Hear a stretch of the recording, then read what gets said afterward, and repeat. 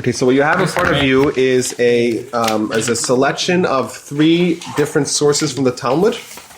There's more sources that were left off. We'll see if we could maybe touch upon those as well. But before we start, I think another disclaimer. So we made a few disclaimers already. Another disclaimer that we have to make is that the issue being addressed is one of the 2 issues. It means there's always 2 issues involved. There's the emotional and there's the philosophical issue. When something bad happens to someone good, philosophically it's a problem and emotionally it's a problem. Both of those are legitimate. Both of those are addressed in the sources. However, it seems like the emotional issue is a much more difficult issue to adequately address. And therefore, we're going to take the philosophical dilemma at the root of the problem and not the emotional one. Now you say, wait a minute. Who says that there is an emotional problem? So I'll point to you to Abraham and Sarah. We know Abraham is the father of the greatest idea in all of human history. And that's the idea of God. He's the first one, via the powers of his own intellect, the faculties of his mind. Monotheism. He deduced that from intelligence, So, it completely flew in the face of the prevailing position of the people that he were in his society. So Abraham is clearly someone that has very, very prodigious intelligence. No one's going to deny that. Yet we find when Abraham's wife, whose name was Sarah, when she died, what did Abraham do? He eulogized her and he set aside time to cry for her. Abraham had mourning in the form of crying and eulogizing and just letting out your let your emotional side surface. That's an emotional response. And I think perhaps when the Torah tells us the response that Abraham had to his difficulty in his life and tells us that it was an emotional response, I think it's telling us that even Abraham, even someone capable of such intellectual heights, he didn't ignore the emotional aspects of his tragedy. So we're not going to be addressing that part, but we're not saying that it's not valid. It's a valid question. It has to be addressed as well. For tonight's discussion... If you have to pick a place in the Torah for this, is Job. Job, that's right. The entire book of Job. And clearly in the book of Job, as we know, is one of the books of the Bible, thus the Jewish Bible. Thus we see that this is an issue that is addressed. So like I said, these are a selection of sources. And like I mentioned, the reason why I selected these sources is because I found a very interesting pattern that was very intriguing to me and hopefully intriguing to us as well. Okay, so let's look at the first source. This is from the book of Menachos. Menachos talks about, we know the Talmud is comprised of 63 books. The book of Menachos deals with, who wants to venture a guess what Menachos deals with? Anybody? Stuff. That's a very good guess. It's a fantastic guess. Menachos deals with the flour offerings that were given in the temple. Seems grain flour or the plant flour? Grain flour and oil and all that. On 29b, we find an incredible narrative. Okay, we're going to read it, but we're also going to highlight some points that we'll maybe go back to. So let's start here. Remember, this is my translation, so I take full responsibility for any errors that before. But it's a good translation. I know I made a few mistakes. When I read it over, I made a few mistakes. Okay, let's start. When Moses ascended to heaven, he found the Almighty sitting and tying crowns atop letters. Okay, so when is this? At what point in time are we talking about? He died before entering Israel. Well, okay, for sure. But is this so? Mount Sinai? On Mount Sinai, exactly. This is what it's talking about. Moses, we know the Mount Sinai story. We read it a few weeks ago in the Parsha. Is it when he died or when No. He's receiving receiving the Ten Commandments, right? So it's 50 days after the Exodus. They're encamped in the mountain. In the morning, Moses goes up. They have the 10 Commandments, and Moses stays on the mountain for 40 days and 40 nights. Why is it called heaven? I haven't heard it called heaven before. Well, it's called Marom. I think the heaven was my translation. Once again, Marom. I think the Marom. Shemaim is literally heaven. Marom is seems like it's a. I don't know how to translate. That's the translation I came up with. Like I said, it's not. It's from the original Hebrew and Aramaic. So the Talmud is written like a mixture of Hebrew and Aramaic. So Moses goes up and Moses disappears for 40 days. He wasn't on the mountain, He was on some sort of spiritual reality. In this world, you cannot live without food or water for 40 days. Moses didn't eat and didn't drink. The Torah stresses that. He wasn't on this physical plane. He was in some other existence. Remember, he's there. He's seeing God tying crowns on top of letters. Clearly, that's not an experience that we experience on planet Earth. So that's where he is. But it's important. We'll just hold that thought. When is this? This is at the time where Moses is up in heaven receiving the tablets, which, by the way, first ones. It seems like first ones. Later on, Moses can come down from the mountain and he's going to take those tablets and throw them on the ground and break them.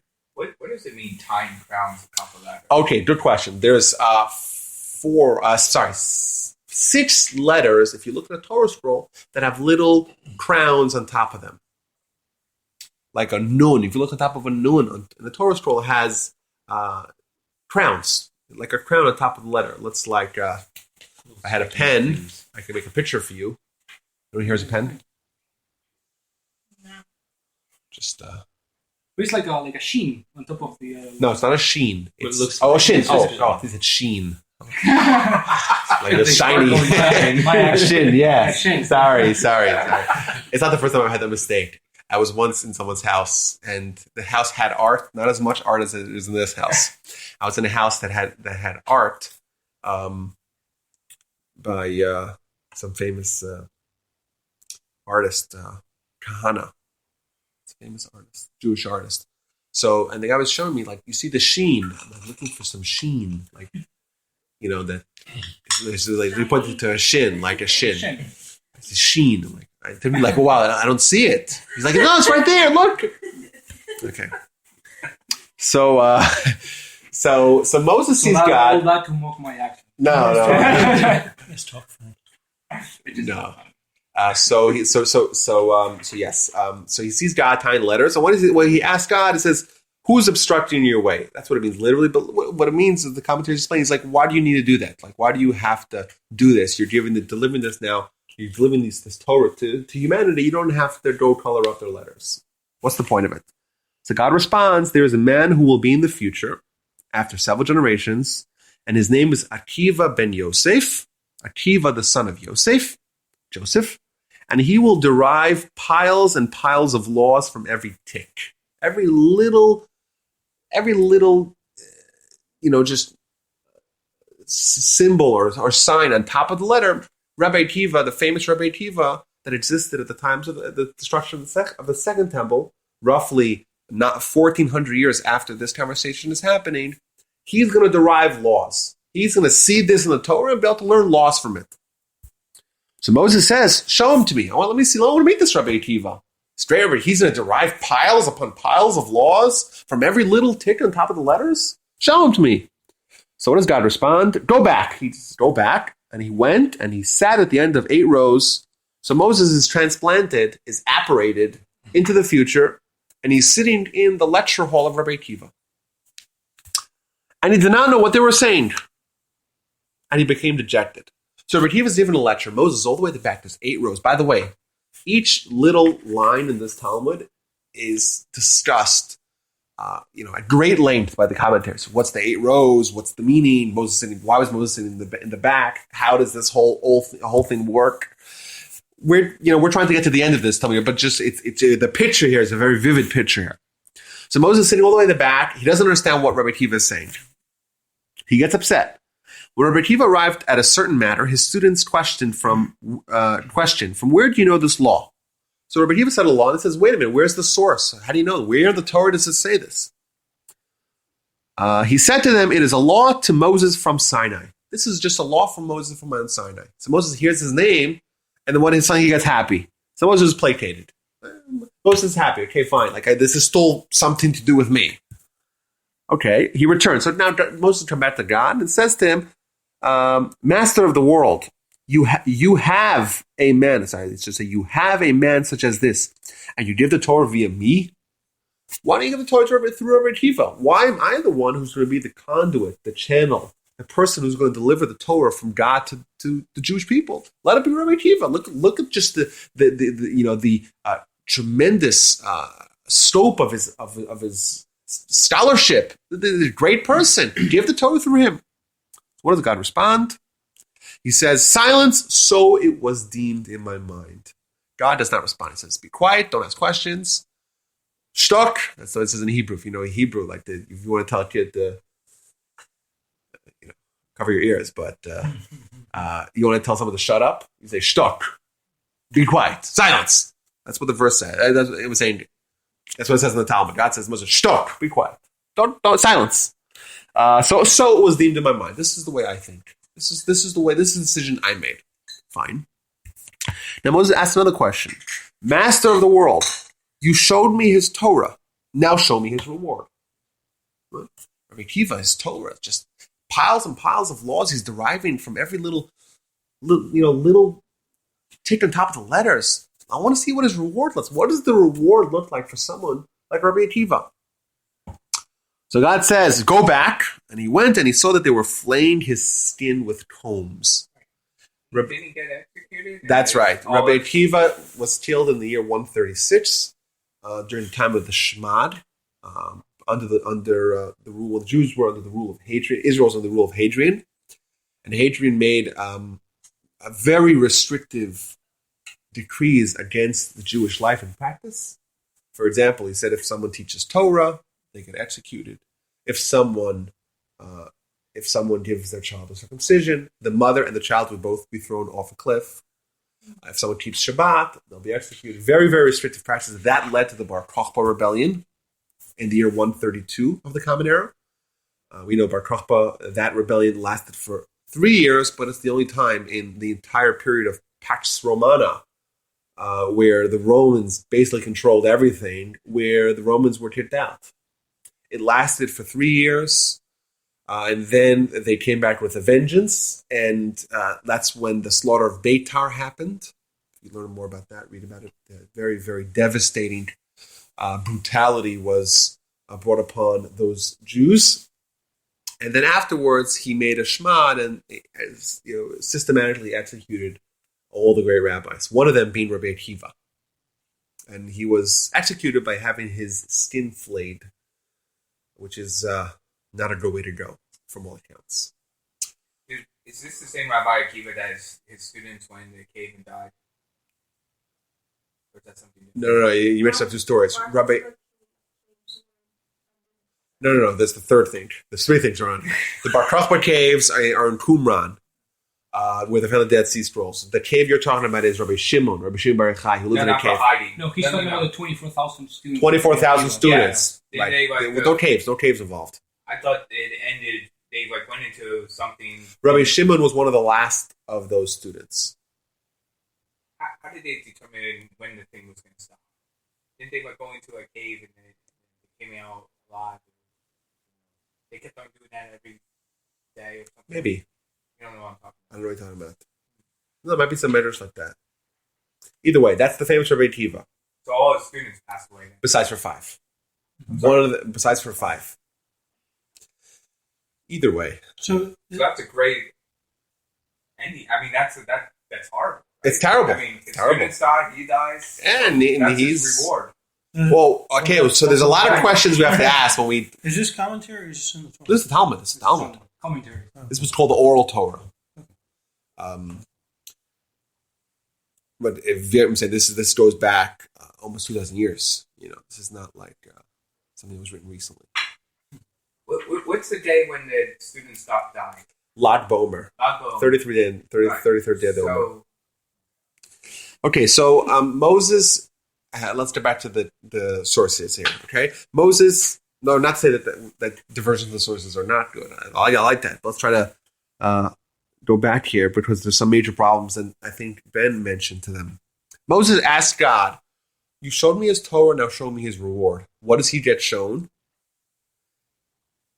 His torture. Okay. Now, what does Moses say? Moses says to God, "Master of the world, this is Torah. This is the reward. Really, this is the reward." What does God respond? Silence. So it was deemed in my mind. Okay, that's where the source ends. So what do we learn from this? Well, let's first figure out. Let's ask the questions. There's a few obvious questions that need to be asked. Of course, the whole story itself is, just to understand technically how that happened. That's one question. What about the laws that he was making? Were they good? Oh, that's another fantastic question because there has never been any place, not in Mishnah, not in Talmud, not in Midrash, not in Sifra, not in Sifri, Mechilta Torah's Kohanim, Seder Olam, Seder Zutra Rabbah, Titana Develio, all the sources in Jewish world. We can't find anywhere, not in Maimonides, not in Nachmanides, not in Rashi, not in anywhere have we ever seen a law that was derived from a little bit on top of a letter. There has never been that recorded. So what are these laws that we even talk about? That's a fantastic question. But our discussion really revolves around the end of this episode. Moses asked God a question. Where's his reward? God says, "Okay, I'll show you his reward." He sees him being flayed alive. Seems to me he said it's none of your business. No, and then he says, "Wait a minute. This is the Torah. This is the reward." He says, "None of your business." So the first question, first point we have to raise here is that the first time we have a recorded question of someone asking, right, why do bad things happen to people, is Moses asking God. Moses says to God, "Why are such terrible things befalling the great Rabbi Akiva?" Someone who's legitimate in Moses' eyes could have been Moses, could have been the one who gave the Jewish people the Torah. And he says, because. And so that's question number one. But God, what kind of answer is that? Don't ask questions. Silence. It's a legitimate question. Just, don't you think? He could have just said because. Because I said so. But Why did he say Basically silence? what he said. Yeah. that's what it is. Silence. Don't ask questions. It's not. What kind of answer is that? Moses seems to be asking a very legitimate question. And God is not necessarily responding to the question. He's saying, "Don't ask questions." So it was deemed in my mind. But he answers, right? He says silence, but then he says, "So it was in my mind." Okay, so we have to. Okay, I agree with you, but the question is there. The question is still, what kind of answer is that? And lastly, this is Ben's question. We also see God getting angry. Huh? We see God getting angry again. Angry. Remember, that's in the original. Or that's mine. That's mine. But You were getting angry. Moses doesn't know anything about Rabbi Akiva, right? Well, Rabbi Akiva comes 1,400 years later, but it seems like Moses is the prophet. The But timeline. his students were killed because supposedly they didn't care about, they didn't respect each other. So I mean, I don't know if he knows the whole big picture. Well, he might be this great scholar, but like his students. Well, then God should have said, "You know what, Rabbi Akiva, you think it was great? It really wasn't all that great." Maybe that's the response. It doesn't seem like it's a legitimate. I think it's a legitimate question. And what kind of answer is that? So you say it is an answer. Okay, so what kind of answer is that? And last thing, another question, another important question I think that we could ask from the source is, if you look at the first question that Moses asks, you showed me his Torah, now show me his reward. And what does God show you? Him being flayed alive. No. That's not his reward. That's maybe his punishment. Maybe Akiva deserves to be punished. Ask for a reward. What can a rabbi do to deserve that? No, but that's not an answer to the question. It's an answer maybe to a different question. I asked for Rabbi Akiva's reward, and would you show me Rabbi Akiva being flayed? Wait a minute, is that reward? Would anyone argue that's reward? Maybe he didn't understand his accent. It's a sheen. It's the shin. He said, "Oh, you're writing shins." No, already sheens. So these are legitimate questions. So just we have the source, we have various problems with the source, and we have two fundamental problems. Problem number one is Moses asks, "Why do bad things happen to good people?" God says, "Quiet." So it was deemed in my mind. That's the response. That's what it means. Question number, what kind of answer is that? Question number 2 is Moses asked, show me his reward, and he showed us not something which clearly is not reward. Clearly. Let's move on to source number 2. Maybe this will clarify it, or maybe this will make it even more difficult. This is from Brachos. Brachos is the very first of the 63 books of the Mishnah. And Brachos talks about Brachos, Brachot, blessings. All the various blessings. How many blessings do we have before we consume foods? Anyone wants to venture a guess? How many different kinds of blessings?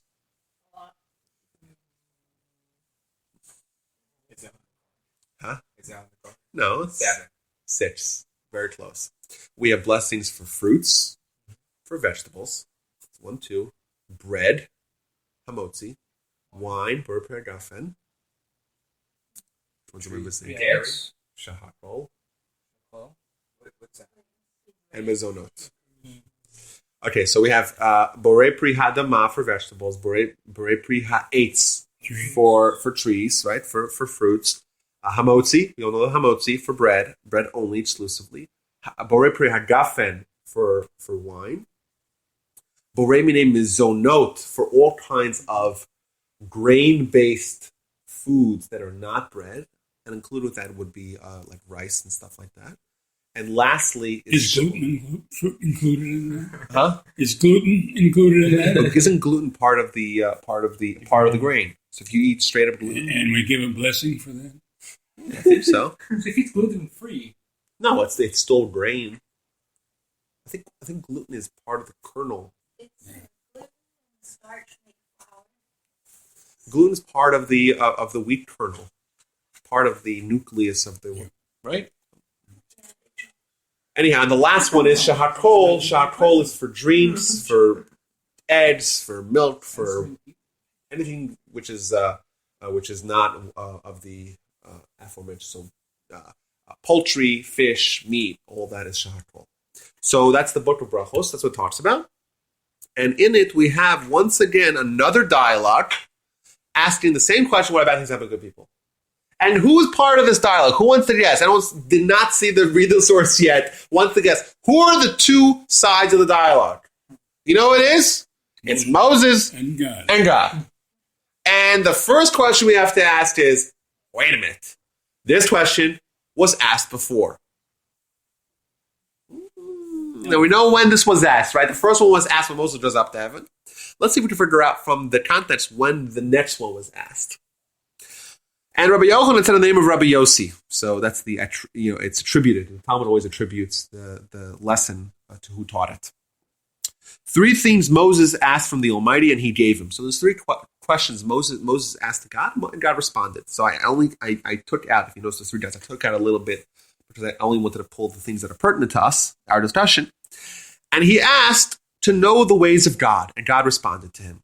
As Scripture states, Exodus 33, inform me of your ways, right? Hode'eni nasrachecha. It's chapter 33, I think it's verse 7. Tell me your ways. So what was Moses asking? Moses said to God, why is there a righteous person and it is good for him? A righteous person and it is bad for him? Why do bad things happen to people? Same question that was asked before. A wicked person that is good for him and a wicked person that is bad for him. Moses is asking the same question. It's a little expanded, but the same question is like, how come we see that there's righteous people and everything's good for them? Yet there's other righteous people, good people, and bad things are happening to them. That's the question we asked a little bit earlier. And then the flip side as well. How come wicked people, there's sometimes you see a wicked person that's good for them and a wicked person is bad for them. So what does God respond? God responds as follows. A righteous person and it is good for him, that's a completely righteous person. If you see a righteous person who everything goes well for them, you know that they're completely righteous. Okay. A righteous person and it is bad for him, that's only a partially righteous person. A wicked person and is good for him, that's a partially wicked person, not entirely wicked. And a wicked person and is bad for him, a completely, that should say wicked, I apologize, a completely wicked person. Okay? That's the source. Now, Yes. Let's try to decipher this. Go ahead. Go ahead. What Larry. I see here Yes. is in these two parshas Yes. that I almost forgot my point. Just a moment. Okay, that looks like it was the origin for the short statement. Don't mix in. What do you mean? The first one? Well, this one and this one. Well, this seems like a very developed answer. Looks like God answered the question with the same question. Okay, why is that? Why? Yeah. Because don't mix in. No, but God's telling you a very detailed answer. It seems like God's saying you said there's 4 kinds of people: 2 righteous, 2 wicked. One righteous and is good, 1 righteous and is bad for them. One wicked and is good, 1 wicked is bad for them. 4 different kinds of people. Was the reason for this? Why is there such a contradiction between these types of people? Why is it that a good person have bad things happen to him? That's and the why question. does bad person have good things happen to him? Another part of the question. So don't mix in. No, but God responds to him. Look. Okay. No. I have a question. If go. you say so. Well, let's try to figure out what it says. God responded. So, in law, there's always a thing about intent. Like if you murder someone, did you have intent to murder that person, and so on. So, if a person, it says that a person who is a wicked person who has something good for him is partially wicked. It would seem like to me that someone is a wicked person and something good happens to them, they're still wicked. They're not. It's like why partial? It's like their intent was to do something bad. Well, maybe they have some good. They should still be. But was that good? Okay, you're asking an advanced question. Let's try to figure out the baseline. What is it saying here? Okay. Yeah. How could that person be entirely wicked? I think that's a good question. Let's just say what all the commentators say here. Moses, even Moses, right? Made Made mistakes. mistakes, but God, you're born for godly soul. Yeah. So how can you be completely wicked? Maybe it's like You're when born he does righteous. things, he says, Whoa, it's that's an not assumption. I don't agree with that I'm assumption. doing this for myself, but even though I'm doing this for myself, it's still going to help other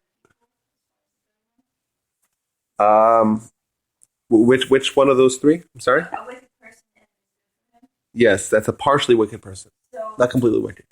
yeah, I know. That's what I'm saying. Is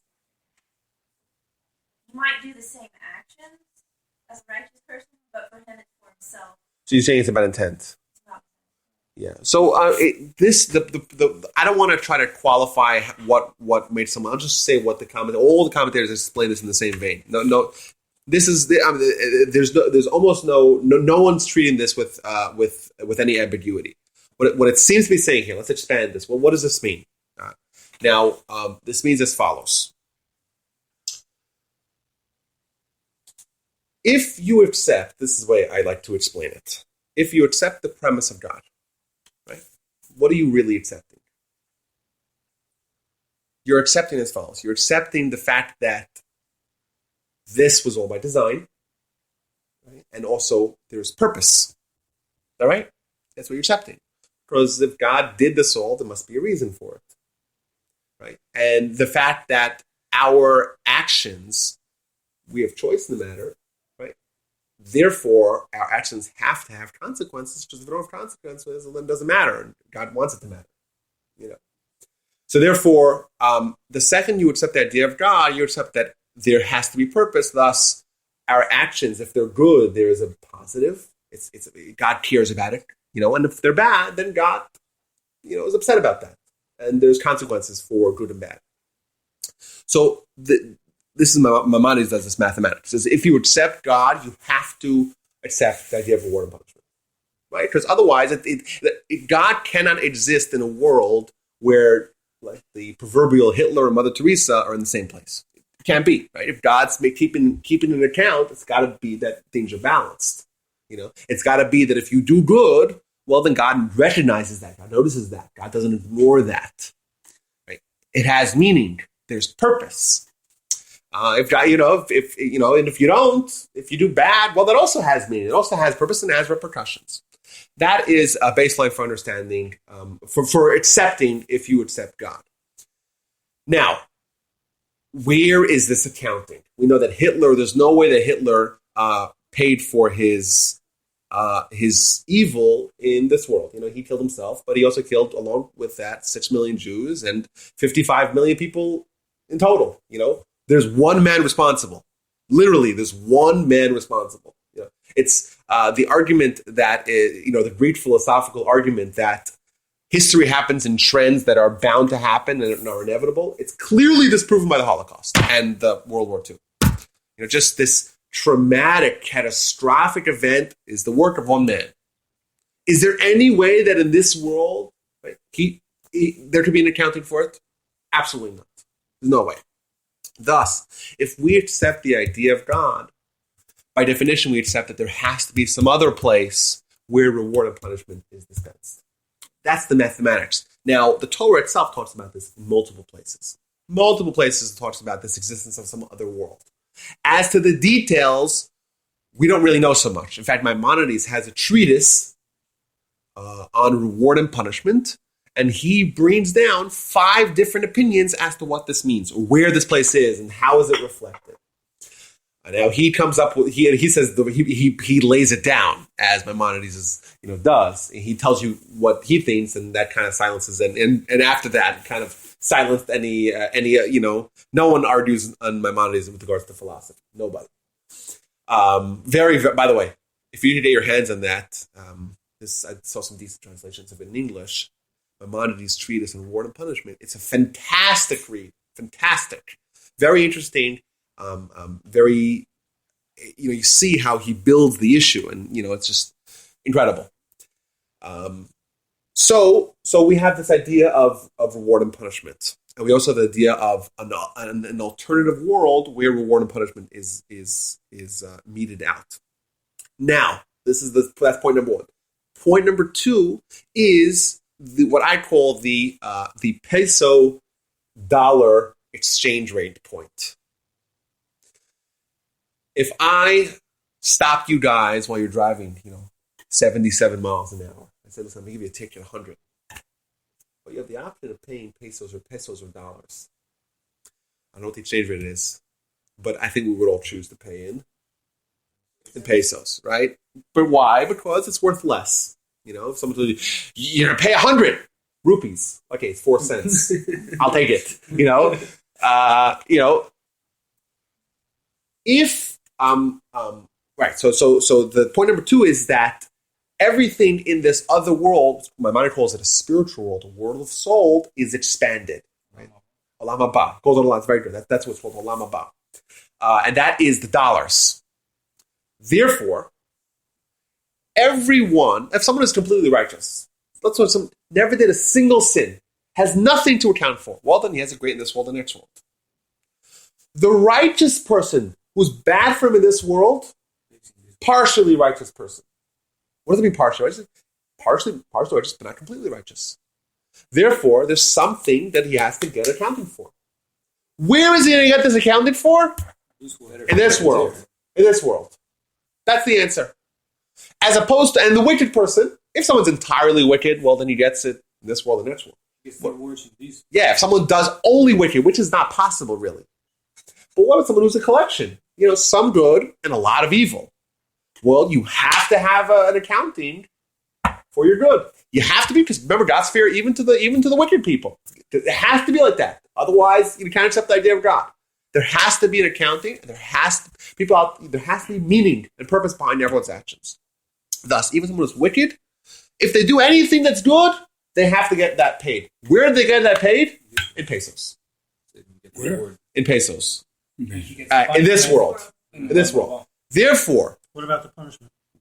that's Olam haba. Right. So he gets paid. He gets fined in dollars. He gets paid in pesos and gets fined in Everything dollars. is better in Olam haba. So the wicked person gets punished, gets the reward here, but gets punished.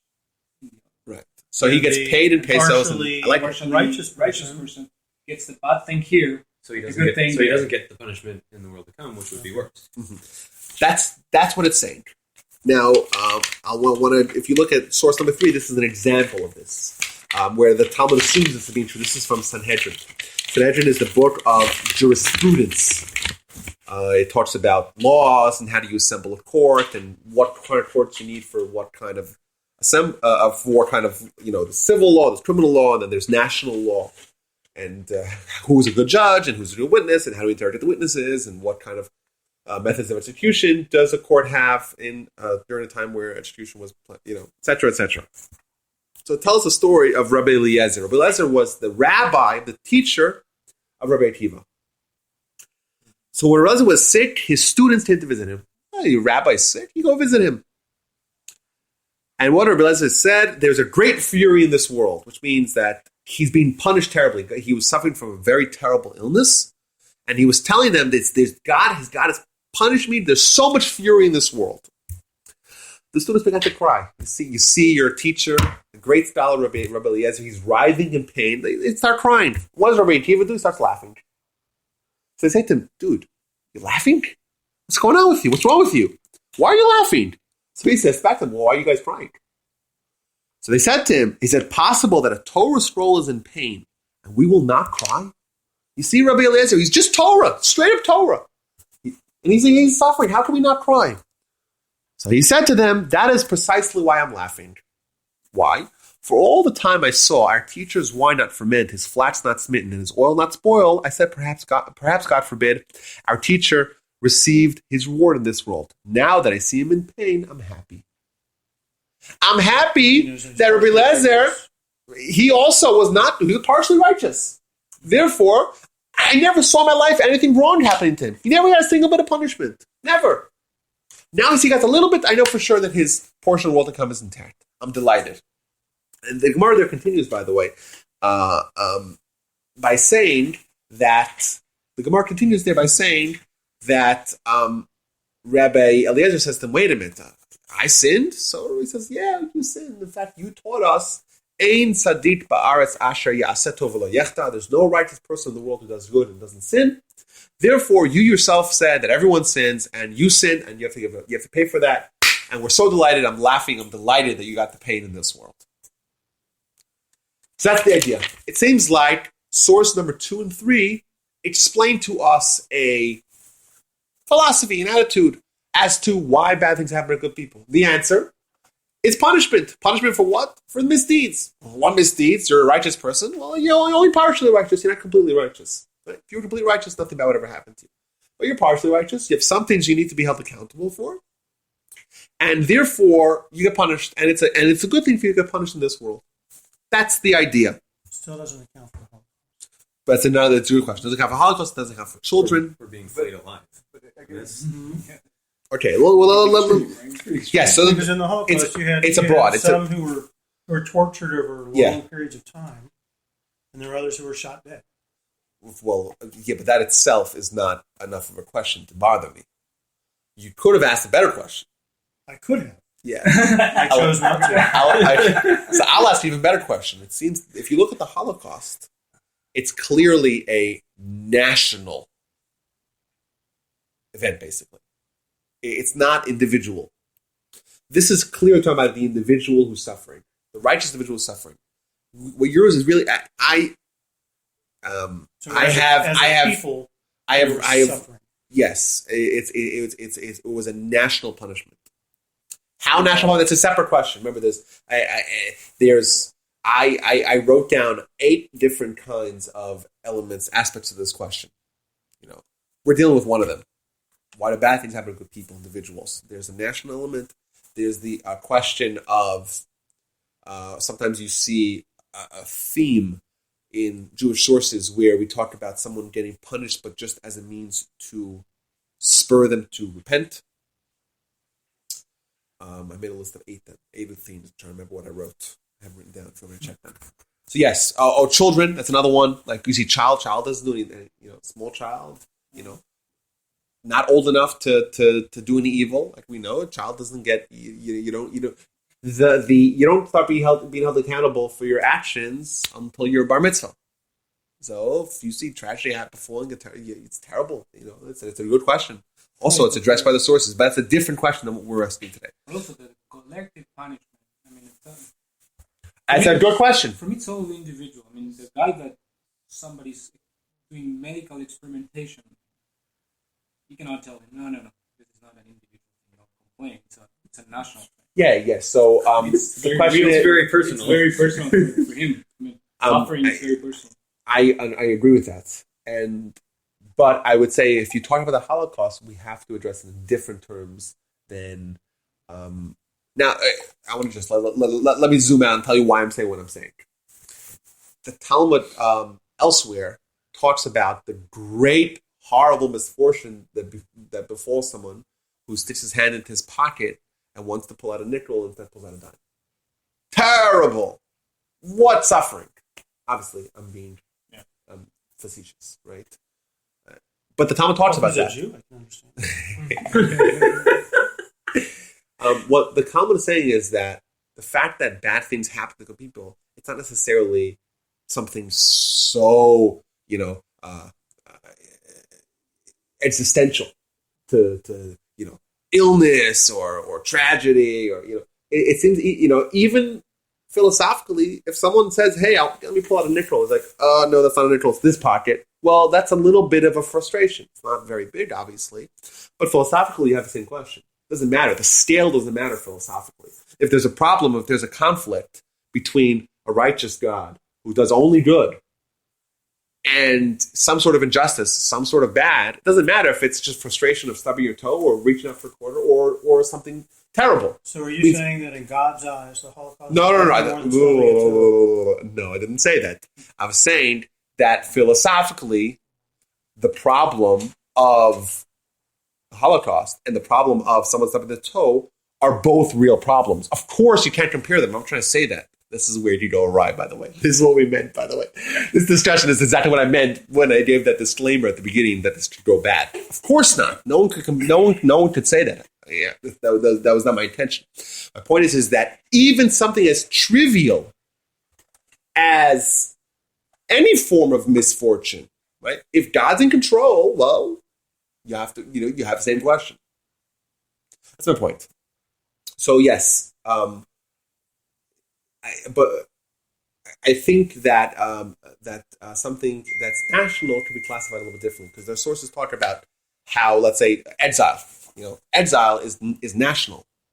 They talk about the Babylonian exile and the terrible, being uprooted from your land and sent 1,000 miles east. It's a terrible thing. But it's spoken about a nation being treated as a separate entity than a collection of individuals. Well, the thing about the Nazis are that what they planned to do with the Jews was done systematically, step by step.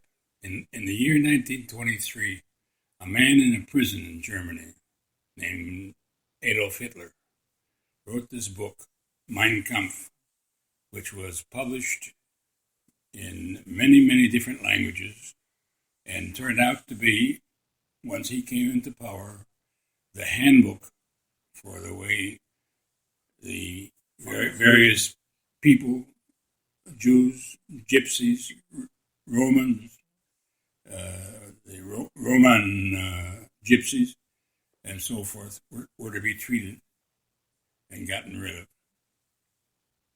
And I just read, I think it was yesterday, that there is a new edition. Yeah, they're publishing it in Germany after the first time in 700 years. That's being published. They're publishing Mein Kampf. It's much longer than the original, and is not a handbook for maltreatment of people or peoples, but an academic attempt to explain how it all came about and so forth. It's actually I've seen a copy of it in English. It's today's generation is not going to scoop it up. It's not riveting at all. It's very long and very deliberate and very boring. I don't think it's going to make tremendous inroads in literature. Okay, from a national perspective, let's bring in modern day. Okay. So Let's say, I know. No. I didn't want to go down this avenue. no, so But let's let's go. Let's go. So we've got the Try to- United States Yes. now has all these enemies that want to kill Americans, but as a nation, we're not a collective body religiously or even ideologically necessarily. We're a melting pot, a true melting pot. So how do you put the United States into a national collective? I mean, we're the target. Not me, not you, not him. All of us. We're the target. Right. Let me follow up. I think that's a valid point because you could be targeted because you're a Jew, right? Nobody knows you, but the Nazis will come after you and then they will torture you. Now, for them, you are a collective kind of thing. Just pick one and then you kill them. But for that person, it's very personal. He suffers. This is the same question that you asked 5 minutes ago, and that is that what's the deal with a collective, which seems to be, indiscriminate suffering, and how does that jive with the individual supervision? That's a good question. And I mean, in holidays, right? He decides individually, right? Who will live, who will die. 100%. 100%. I agree with you 100%. These questions are discussed. You have a Talmud that says,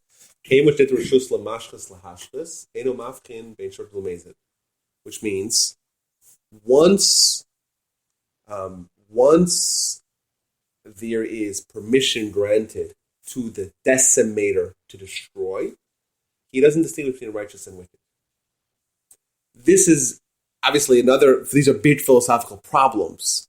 But what's clear off the get-go is that there's some sort of state or some sort of reality where where the door's open, at least, for the interpretation of it being indiscriminate punishment. And that's obviously a problem, but the question is, how do we understand that?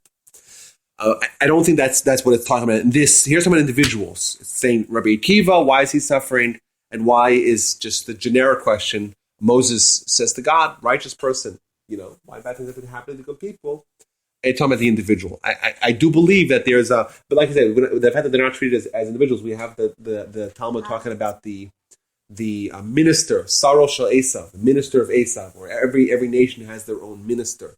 There's a certain spiritual entity that distinguishes, let's say, the Greeks from the Assyrians, from the Babylonians, from the Persians. Each one of them are treated as of course it's a collection of individuals, but for certain I guess aspects, they're treated as a nation, as a single entity.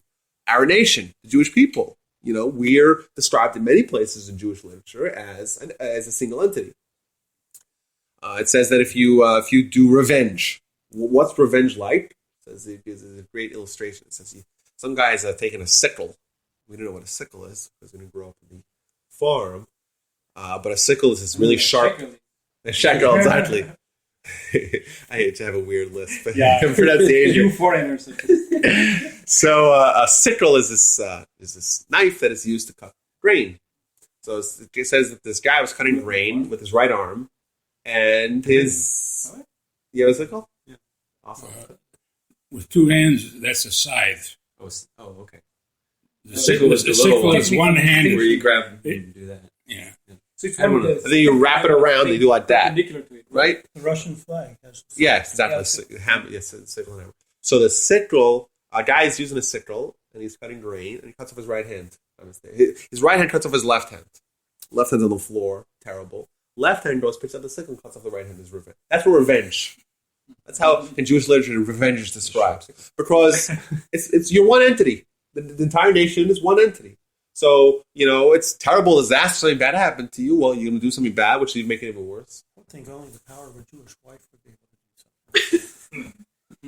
Either way, the point is that there is a significant precedent for this idea, at least, as a nation being treated as a nation, as an entity. But I have to go back a second, because you said when the decimator gets permission. To decimate, yeah. Who gives the decimator permission? it seems like on its most simple understanding, what it seems like is that God is saying, I'm out. I'm giving this power, decimator. We don't know what the power is. It's mashchis. It means a decimator. I don't know what power that is. And there's a certain influence, a certain power that God grants to a certain entity to just, do whatever they want. So then we're right back to where we started from. No. Why would God do such a thing? That's another question. I'm saying but I think it's a separate entity. It's not this. God means that's the time where God's saying, I'm out. All powerful. Okay, but part of the way God treats his subjects is that sometimes, under certain circumstances, what are those circumstances we don't know? Maybe because we haven't investigated it. That's not what we prepare the sources for. But that is not based upon someone's action and inaction. Clearly, it's saying we don't make a distinction between the righteous and the wicked. It uses the same words. Here we are making a distinction. That's my point. The point is this is directed. That is not directed. Seems like. Why would that happen? That's your question. That's a different question.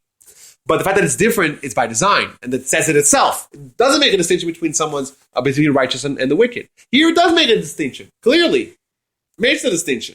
So this seems like it's an easier thing to talk about because here there's a rationale, there's an explanation for it, and it's saying that when someone is a righteous person who is punished, that or bad things happen to them. That is because they're not completely righteous. Well, what do you mean? Even Rabbi Eliezer is someone not completely righteous. You would argue, even Rabbi Akiva. It doesn't matter how great you are. If you're not completely perfect, right, devoid of any sin or any misdeed whatsoever, then you have to have an accounting for that.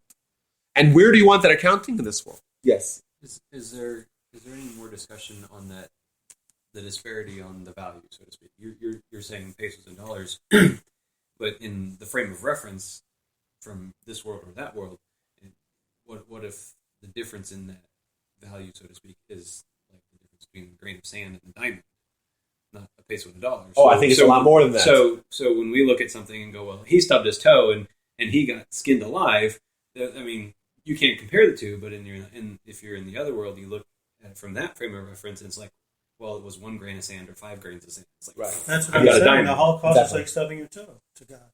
But no one ever said that. So, I'm being misquoted, and I deliberately. Is there more discussion? Yes, on and I'll tell you what. I'll quote you. Ready? Let's give you a quote. It's the same analogy. Yafasha achas. Ta-da! Drops the mic. What did you say? It means it's better. Well, I'll explain. I'll give you the entire Mishnah. This is a Mishnah in the chapters of the Fathers. It's better to have 1 second in Olam Haba, the next world, more than all of Olam Hazeh. If you were to take every single pleasure possible and just put it on top of each other, compile a mountain the size of Mount Kilimanjaro, of all the pleasures in the world combined, all for hundreds of years, that wouldn't equal a single second of pleasure Olam Haba. So it's saying is that there really isn't a frame of reference. There isn't this exchange rate. There isn't this interface. Because there's how many seconds? Like 1 times 10 to the 17th seconds in the universe or something like that?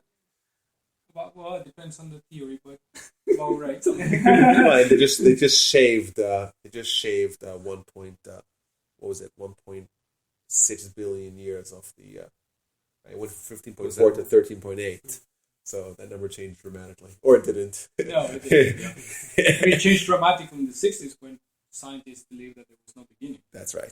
And it's the time when scientists finally agreed to the first word of the Torah. Took them a while. We were there already, 3,300 years ago. Welcome aboard. Yeah, we knew. Okay. So let's get back to the sources. Okay. So like I said, there isn't. I agree. I think you're 100% right. That, but I think that from our perspective, obviously, there is a great difference. For sure.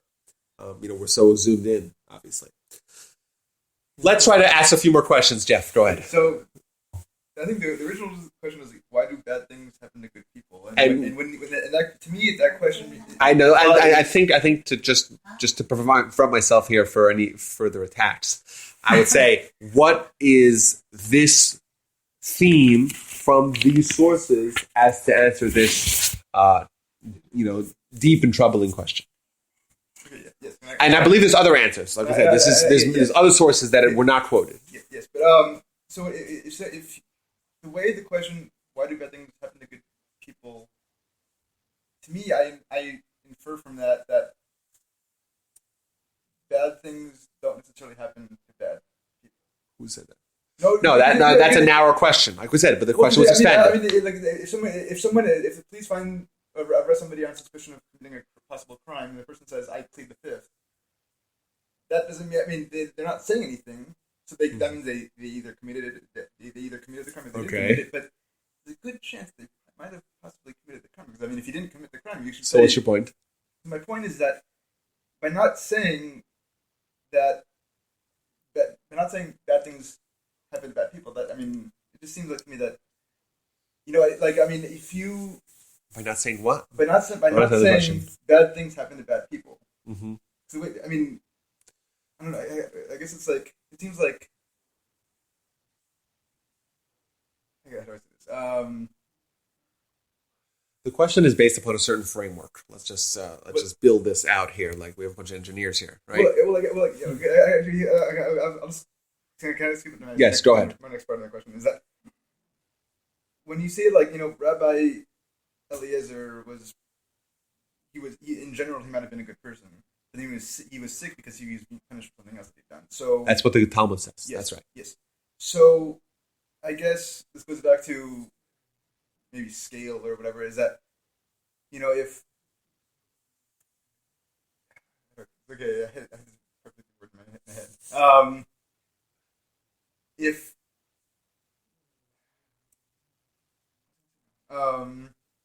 happens to me all the time. If the come back to me. I have to think about this. Oh, yes. Okay. We'll have something out there. Maybe we'll help you formulate it. So you're saying that suffering is inevitable in this world? No, I didn't say that. What did you Once again, I didn't say that. You What could I be said completely is For the You're partially them. righteous. no. If you're wicked, then you no. If you're wicked, it says you're No. punished. What I said is that what's inevitable is that our actions have reactions. That's what I said. That's what I said. Right? I said that that there's consequences for our actions, good and bad. There's also- Where the consequences are, that could be either in this world or in some other world. I don't quite understand. He's pulling a Clinton. I don't quite understand what you're saying. Well, like, If you do bad things, then something bad will happen in this world. If you do good things, No, not Well, necessarily. you could- Either in this world or next world. You'll do you do something bad. fine. Something bad's going to happen to you. It might happen here. It might happen there. That's what I said. That's right.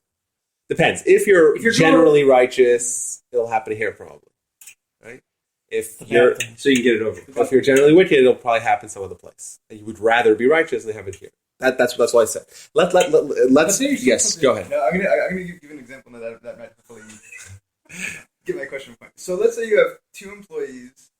One employee who's he has to have, let's say, 3 jobs to feed his family and whatever. And he's a good employee, works hard, does a good job, etc. And then you have the other employee who You're assuming he's suffering. You're calling him suffering, right? Is that his suffering? No, he's just a good employee. no. He's Hard worker. Hard worker. Okay. And the other employee is is doing the bare minimum to just keep his job, but he might be stealing stuff from the office or doing whatever. And the good employee who has like 3 jobs, let's say he gets laid off because the economy is bad or whatever. So that's his punishment. But in general, he's a good person, and you can say he's being punished. He had done something bad before, but the worse person, the more bad person, doesn't get punished. Well, also it's important. The question, I feel like I should have maybe built this framework earlier. This question is based on 3 premises. Premise number 1: God is in complete control, and nothing happens without God's approval. Number 1. Number 2: God is just, God is fair, God is good, God is benevolent. And number 3: injustice happens. That's really where the question lies. Those 3 elements, they can't all be true. If God is in complete control and God is completely just, and therefore there shouldn't be any injustice. Well, if you say, well, God's not in control, then it's all random. If it's all random, then anything can happen because it's random. The question is only a question once you assume that God exists and God is in control of everything, and nothing happens without God allowing it to happen, and God's just and fair. Those two assumptions we have as Jews. Thus, the problem exists when we see what seems to be injustice, i.e., good people, bad things happen to them. That's the question. So my point is that it's all from God's perspective. We're basically trying to say, okay, God, you see this guy, he's good, but you give him bad. What's up with that? That's injustice. That's incongruent with what we understand of you. You're just, you're fair, you're benevolent, you're kind, you're good. And we see injustice happen. Why would Rabbi Eliezer punish so much for the first bad thing? Well, we don't know how many things he did. What we do know is that he, like everyone else, was a collection of good, predominantly good, but he also had a few sins. Who knows what those sins even were? We don't know. But he himself had declared previously that there's no righteous person who does only good and no bad.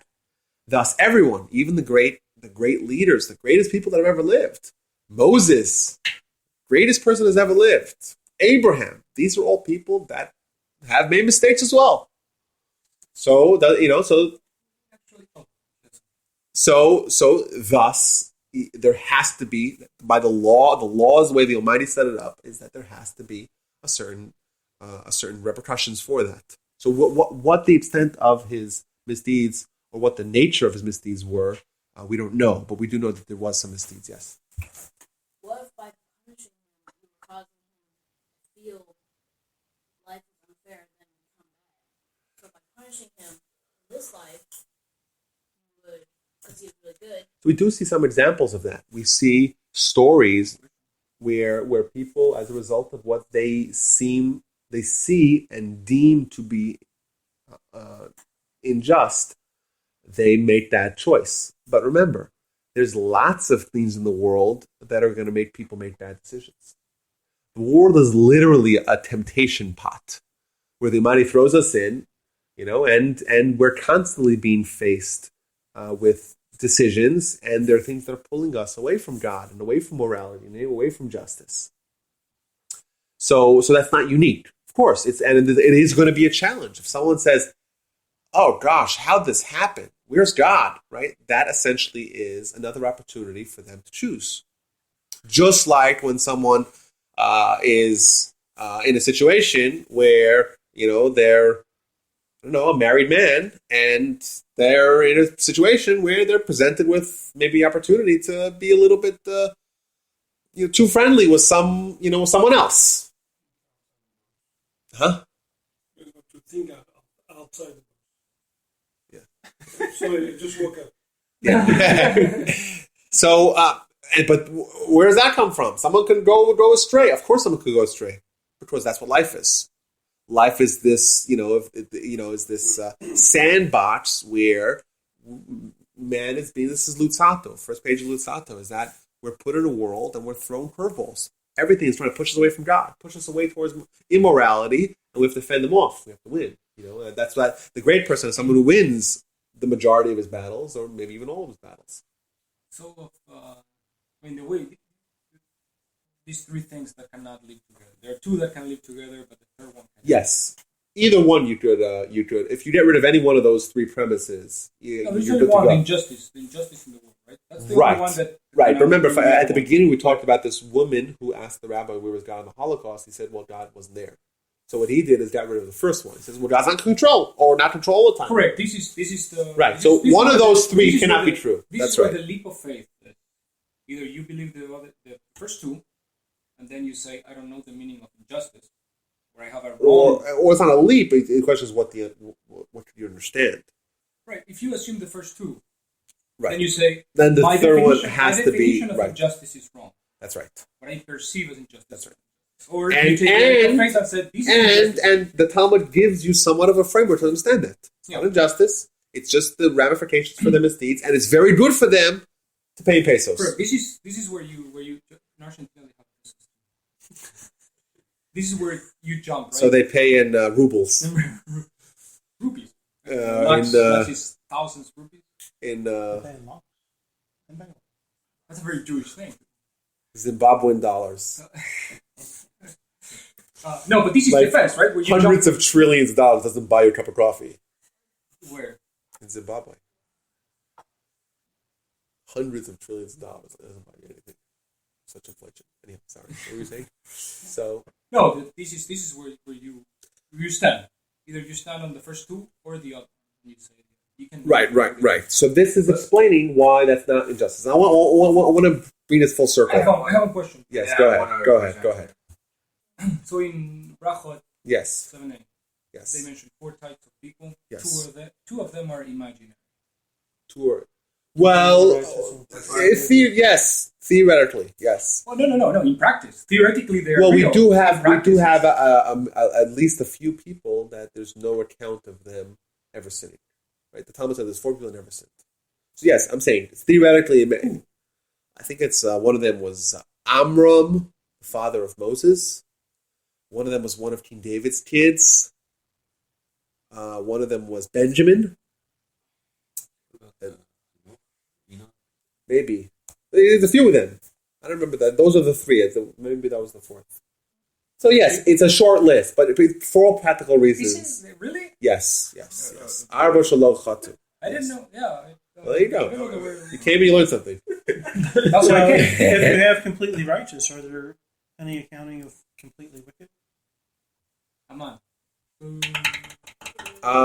That's a good question. I assume probably not as well. You know, like someone said it's.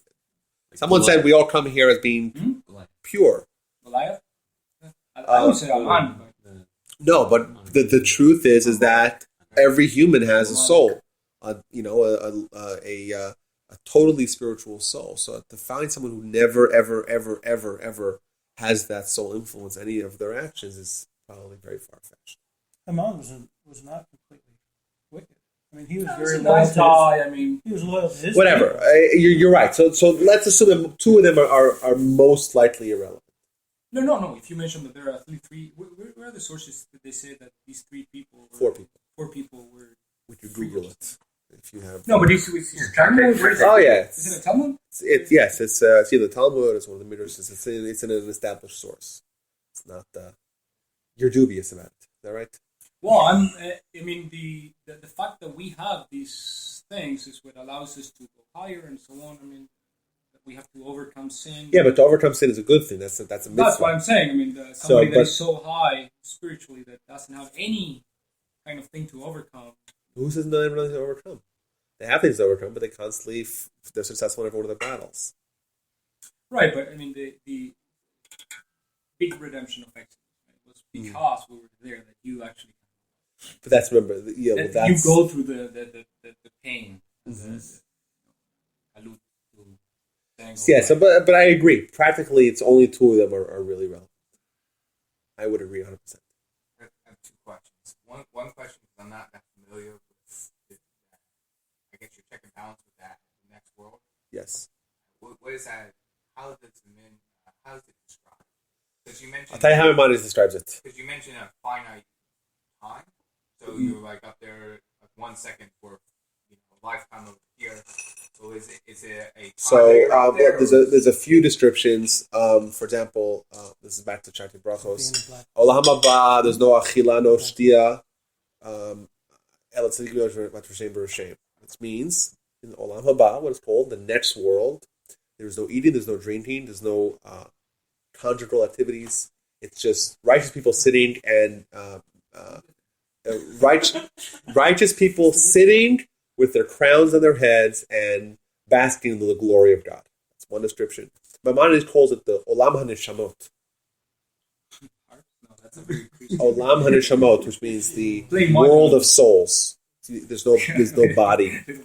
So it's clear that it's very, very, very far beyond what we could experience. In fact, the Talmud does say there's 3 things in this world. I gave an entire class about this. There's 3 things in this world that are a measure of the world to come. 3 things. Shabbat is one. We do Shabbat, we say Me'ein Olam Haba. There's something about Shabbat that has some sort of overlap with Olam Haba. Number 2. No. Shemesh. Shemesh means Sun. the sun.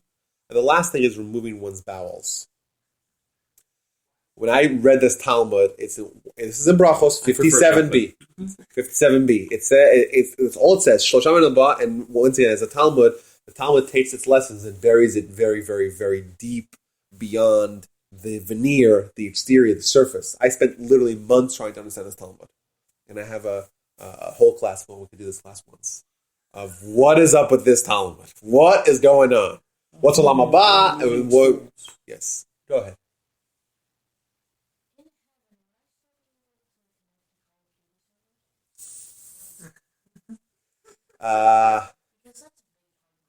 Is that right? Well, you don't have a body. At least not a physical body. You don't eat. You don't drink. It's not a physical entity, but it's much deeper. It's spiritual, and there's much less limitations. So you might not have a Call of Duty server, but any kind of It's more like Minecraft. it's like Halo, But so Destiny. Are you continually going in equilibrium, going back and forth? Because you mentioned, in this world and in that world, so you go back down, or how's that work? What happens after you die? That's also another whole long class. So Resurrection. what happens? Okay, so it seems like there's really 4 phases. We have number 1, Olam Hazeh, this world. We have Olam Haba, next world. We have Yemot HaMashiach, days of Mashiach, which seems to be in this world. We have Tchiyat HaMeitim, resuscitation of the dead. And there's another thing, wild card, La'atid Lavo, in the future. Seems like there's a lot more planned. La'atid Lavo, in the future. So, I said 4, I meant 5. It seems like there's 5 different phases of existence. That's all part of the plan. We're in one of them. What's called Olam Hazeh, this world. There's something else called next world. There's Days of Messiah. I think Days of Messiah is actually on planet Earth. What's on planet Earth? What's with physical entities, with bodies and souls, and this kind of framework and this system that we have. Then there's Olam Haba. We said Olam Hazeh, Mashiach, Olam Haba, La'atid Lavo, some sort of deep in the future, and Tchiyat HaMeitim, resuscitation of the dead. What these mean in detail, Maimonides talks about these details. Something called Gan Eden as well, which is called loosely translated as paradise. Is that this world? Is that next world? What happens after you die? Where do you go? What does death mean, by the way, by definition? Who knows the definition of death? Which Transfer of state. medical definition? Spiritual? No, what's the definition of death? Answer. Oh, that's good. Well, what happens? When your soul is no longer in your body. That's right. It's for us. Separation of soul and body. That's all it is. Your soul is the software that's powering your body. It's like you pull out the software, and suddenly when you have a brick phone, right? If you want to root your phone, I'm sure it is. So if you root your phone, you run the risk of bricking your phone, and then all it is a paperweight, right? Right. Rabbi, So that's a dead though, phone. Sorry, go ahead. When you sleep, your soul goes out. When you sleep, the Talmud says it's 1/60th of death. Because it's in some small way, 1.5%, it's a measure of soul exiting body. The Talmud also says that there's 903 kinds of deaths. This separation of soul and body can happen in a very, very large variety of ways. Going from, how do I get this? Too sidetracked here. No, but We're very far away from our point that I wanted to bring. Probably We're clearly going to go till 10 Those o'clock probably today. midrash that you don't probably like. But No, well, God forbid. Yeah. If it's a midrash, God forbid for us to say we like this. It's somebody's Torah. when people die, right, their body decomposes, and people that tend to be attached to their bodies in a very tight way, they take longer to decompose. Let me tell you what it says. I don't like it. I don't know. No. If God forbid for us to say this portion of Torah is better than that portion. We don't know how to say that. It's one of the Talmud itself says that if you say that, like, how can you say this? The Almighty's Torah. If it's the Almighty's Torah, and say, oh, this I like, this I don't like. We don't have a decision. Like, it's not in our hand. What it does is like this: there's 903 forms of death. The worst one is called Astra. Astra. What's Astra like? It's like separating wool that got entangled with thorns. Think of some wool and then got entangled with thorns. Think of a a sheep that walked through a very thorny bush. There's thorns everywhere. You have to pull it out. You got to separate the thorns from the wool. It's very difficult. Very painful. Little flecks of wool are coming with it. Little pieces of thorn are staying in. It's very difficult to do that smoothly. That's the worst kind of death. The best kind of death is called the shika, which means to kiss. Okay, what that means is also we can talk about this also for another hour. But that is comparable to pulling a hair out of a glass of milk.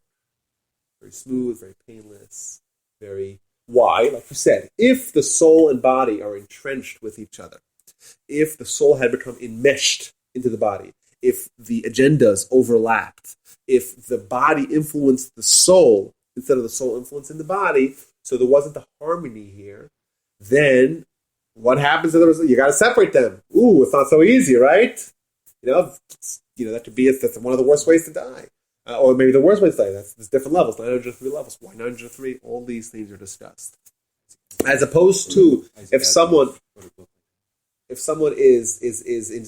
has a harmony and equilibrium, like the word you used, between their body and soul, where the soul influences the body and not vice versa, then the separation is much more mild. Thus, we have a sentence in the Talmud. For you guys a little bone here, make a little more fun to chew on here. Yaakov Avinu lo mes. Jacob, our forefather, didn't die. This is from the book of Ta'anit 5. I think it's B. Maybe it's A. The book of Ta'anit, one of the 63 books of the Talmud, talks about fast days. We know that there's 4 minor and 2 major fast days. Yom Kippur, they have fasting. Tisha B'Av, they have fasting. And 4 minor fast days. So the book of the Talmud written about that. Yaakov Avinu didn't die. Wait a minute, Rabbi. Let's open up Genesis. And at the end of Genesis, chapter 48 or 49, he died. It says he died. It says he died. What is the Talmud trying to say? What do you mean? I read the book. It says he died. The Talmud can't argue with the scripture. The answer is that when it says Yaakov Avinu it doesn't mean that that he's still around. He's still one of us. He's masquerading as some other dude, assumed name. No. Rather, what it means is that what is defined as met, dying, by the Talmudic standards of a not so pleasant separation of soul and body, that he didn't experience. Of course, he's not here. Of course, the soul is no longer infused. He was buried. We know that. We go to his burial place. They carried his bones to the Marat Mochen, Hebron. We go there today. His body and soul are not united. But the Talmud says he didn't die. That's not what death is typically. Death typically is a separation of soul and body that's not as smooth as what happened. He just got to step out. Yeah. My grandfather described it as he took off his flesh garments. Like Michnasei basar, his pants. They mentioned pants made out of flesh. He just took it off. No big deal. Right? So that's what he did. The soul and body were indeed separated. That's not called death. Because most people don't experience that. So that's a little tidbit. I don't like to put a damper on this conversation, but I've got to say that in the 90 and a half years that I've been around in this world, I have never come to the conclusion that there is an Olam Haba in my case. I believe, and I've been carrying out my entire life with the thoughts that what I think and what I do is remembered by those people with whom I've been associated over the years. And if I've done a good job in my life, they're going to remember that, and perhaps I'll have some influence on how they enact their lives as well. But insofar as the 3 premises we talked about before, my own belief over the years has been that God is not to be characterized as a person.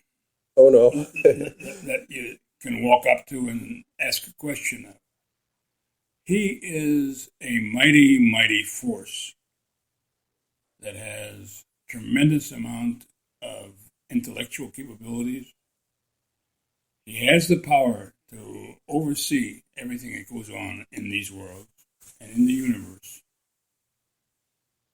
And he is, as characterized in the Birkat HaMazon HaRachaman, the person with an infinite amount of pity. Not person, entity.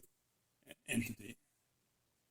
I use the word person erroneously, sorry.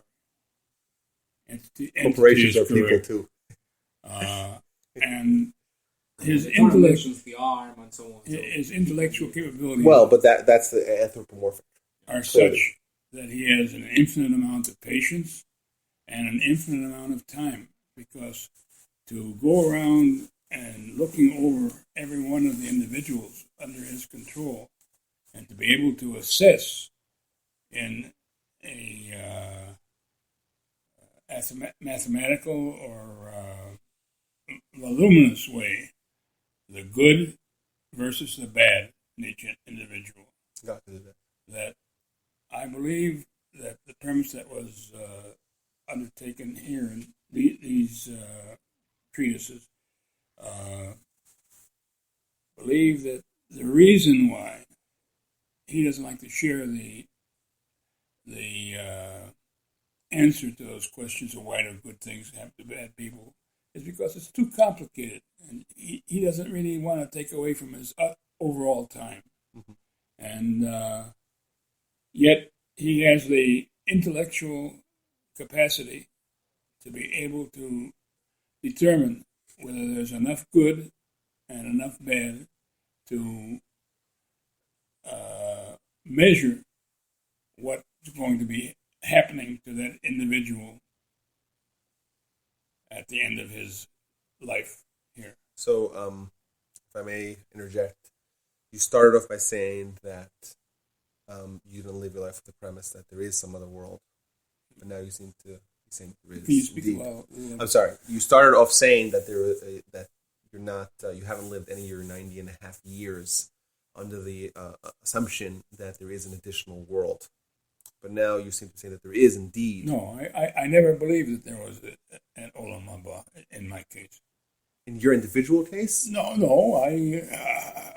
Okay, but the Torah does talk about it. I know they talk about it, but I don't know It's- where it comes from. But it has to make sense. That the Remember, Torah is it's written by a bunch logical. of rabbis. we're getting into dangerous. Oh, no. Who had a good vivid imagination in a lot of cases. Well, So wait, I have a question that goes back to this topic, sort of. How do you determine, I guess, what's considered a problem versus what's just considered a challenge? okay, so I feel like I want to address a few things here. That's not exactly what Do you have I was another couple asking, hours? Yeah. You're saying two things. I think we were saying like this. I think that sometimes when we proverbially stub our toe, it's a form of punishment, and sometimes it's a form of awakening. And sometimes the bad things that happen to us are just to settle the score, so to speak, in the case of Rabbi Akiva and Rabbi Eliezer, seems like. Settle the score in this world. While other times it's a challenge, like you said. It's like it's a form of trying to improve. You know, it's an opportunity to improve, and it's an awakening. It's to spur someone on to repent on their ways. But with regards to what you said, if I may, first of all, Maimonides, when he does the great philosopher and the great halachist and the great Jewish leader, Rabbi Moshe ben Maimon, he does when he recounts his 13 principles of faith. One of them is what you said: God's not a body. God doesn't have any parts, which obviously raises the question of the anthropomorphic question. And he Talks writes the language of people. Yes, exactly. But 4 of them talk about afterlife, some other life. So the gravity of making a statement, according to Maimonides, of questioning that is very severe, especially when it makes sense, it's logical. And the Torah itself, there's evidence. There's evidence that I spoke for about 8 hours on some of the evidence that the Torah is indeed divine. The Torah makes predictions that are once in all of human history events, and that happened. We have the gift of hindsight to know that the Torah is divine. We have the evidence. We could talk about this. Maybe we should do a class on this. We have the things the Torah says that it couldn't have known. It has the predictions. It has just there's copious and incontrovertible evidence, unless someone is just going to be stubbornly skeptical, that the Torah is indeed what it claims to be. Remember, the Torah itself, just the framework of the Torah, the book itself says that Moshe gave the Torah to the Jewish people and to the people themselves that were with him. It wasn't like it was published afterwards. And it itself talks about all the miracles, just as a simple equation here. Miracles. Once you have the miracles of Mount Sinai and the manna, what they eat for 40 years, they ate the manna, magical food, literally magical food. That's what it says in the book. That's the story. And it says that Moses gave this book to the people, very same people that experienced this. The Torah could not have been falsified, because the second any one of those things is not true, the people discard the book immediately. Additionally, if Moses didn't deliver the book to the people, well, then the people who get the book, they know it's not true because Moses didn't deliver it to them. Plus the multitude of once-in-a-lifetime predictions that have happened as predicted in the Torah, and just the phenomenon of a national relation has never been even proposed by any other religion, should be enough evidence for us to conclude that the Torah is indeed divine. So, and also it makes sense. Like, this is why I wanted to start with this, because I don't want to get down, to have this debate. But it makes sense. Like, once we assume God exists, then unless we assume that God is some demon who's trying to just torture us, like as if as the God's just like taking the laser and making us jump around like the cats, right? You've seen those videos. Unless that's what God is doing, just Google cat and laser. It's hours and hours of YouTube fun.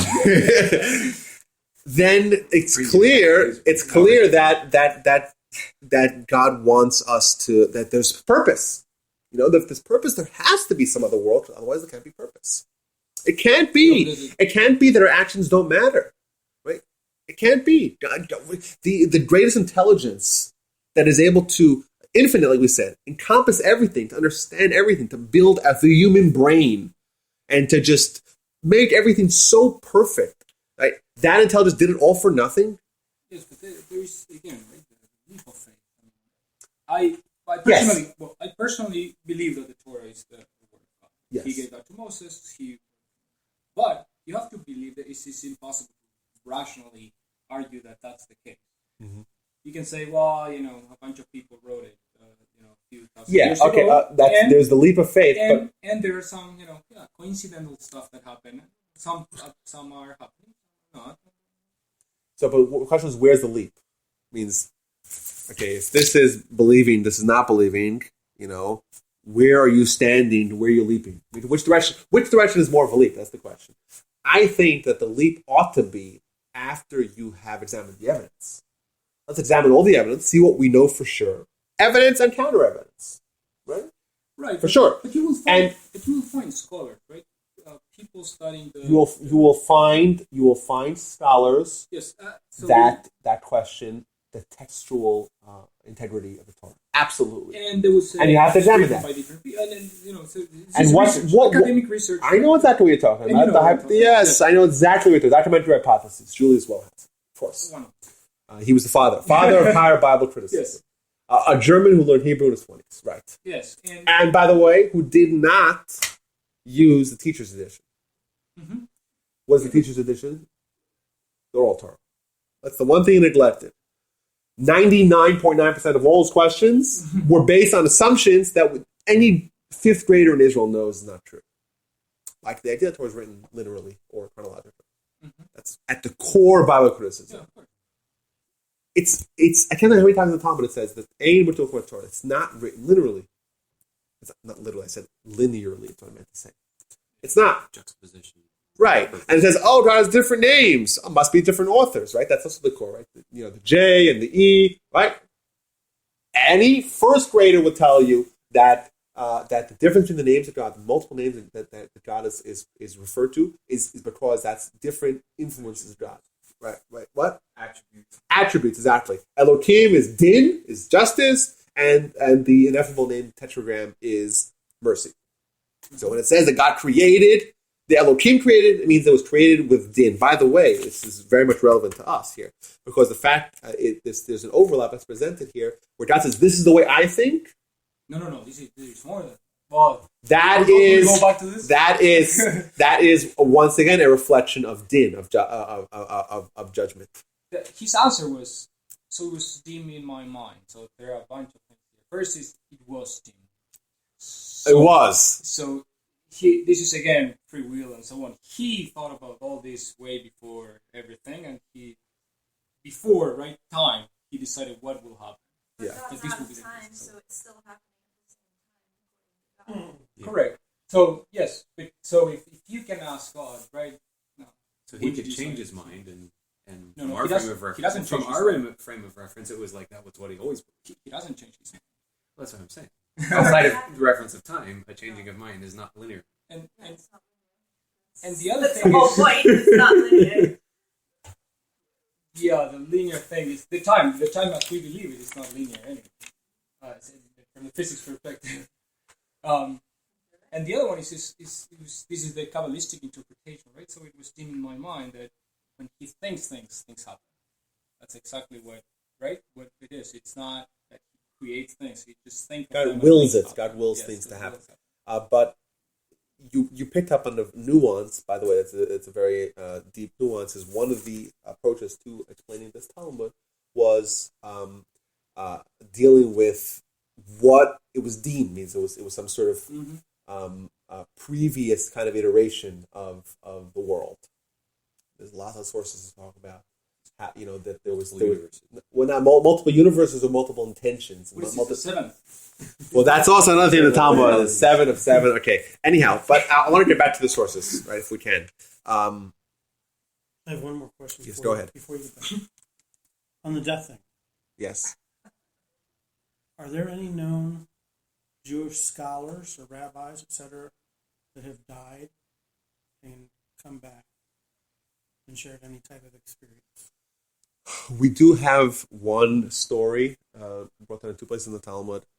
Got the rabbi's name. It's the first documented case of a near-death experience. So we do have some documentation of that. Yes, it's in the book of Makros 10b. Yes, he said one question. He said one question. That's it. Why do we care if we bury the dead? Huh? Why do we care if we bury the dead It's if stink. they're soul parts of the body? Because the question assumes that the body is irrelevant, and that's not a true assumption. The body is a vessel that housed a soul. It was. It was a vessel. Still, So, it's like the that's Talmud the talks. dust, you know. Talmud talks about the laws that talk. And I'll get back to what you guys asked. I'll get to the content of this near-death experience in a second. The Talmud does talk about, let's say you had a shul, and the shul went under, and they couldn't pay, then everyone moved down to the suburbs. What do you do with the shul? You're not allowed to sell a shul, even though there's no shul there anymore. You cannot sell it and convert it into a gymnasium because it once housed something holy. Therefore, it still has. You cannot downgrade it from that. You got to turn it into some sort of other spiritual use of the building. A mosque. So like, Well, I mean, like, it doesn't change. I'm gonna have to punish you, Diego. I'm not gonna tell you what the content of the near-death experience is. Yeah. I mean, So yeah, I'm saying that these are laws. That's These what are they laws. do, right? That's what Muslim they're doing. No, back that's go what- to that's schools, what I'm go asking to you. That's churches, and what what I'm they do is asking they put To So buy if out. you in go their in there and place. you don't have enough money to keep it up, and they're gonna take it back. Yes, it's a problem. It's a problem. So there's many vacant shuls in the Midwest of America that are just empty shuls. And I was in one in Cleveland. I was in Cleveland 2 months ago, and it was a shul, and it's in Cleveland. It's a very big Jewish community in Cleveland. But that particular neighborhood was forsaken for whatever reason. Which shul is Massive. that in Cleveland? I'm talking about the I think it was called the something street shul. He's from Cleveland. You're from Cleveland. What's the name of the street? Taylor Street? Taylor Taylor Road. Taylor Road? Road Synagogue. Taylor Road Synagogue. Thank you. I was there. What? Is that right? Are we talking about the same place? Taylor Road Synagogue? I was never in there. Okay. Massive building. Enormous building. They're trying to resuscitate it, but it was vacant for years and years and years and years. Enormous building, just empty. It was originally called the Ob Zedek Congregation. Ob Zedek. Oh, I've said that. Yeah. Right. So right now, when I was there, we davened there on a Friday, and the guys told me there that you see all the furniture like from the 40s, 30s, even who knows. Everything's old and musty and empty. Enormous, cavernous building. Yeah. So And nothing goes on there, but they're trying to resuscitate it. This is a Mezuzot new are community. cheap? Huh? The Mezuzot are still kosher? Who knows if they check, they didn't check it. When I was in Spain, there was a mosque and a synagogue that were around before 1942. Yeah. Then with the Spanish Inquisition, Jews and Muslims left.